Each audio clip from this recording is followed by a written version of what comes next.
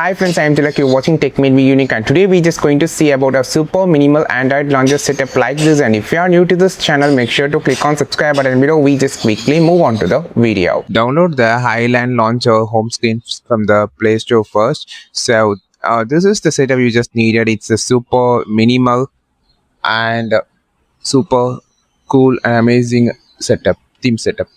So you can find a clock widget, a different unique clock widget on top, and second page you can find some application which is a orange white themed icon pack. So this is most natural minimal look, and you can just go to the setting option of the launcher and just click on the theme section. Just swipe down to the last, and you can find the last theme as I just talking about is theme number 29.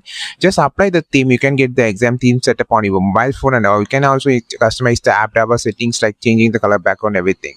So if you just swipe up, you can find the app drawer, and here you can change this to good and also the list of type.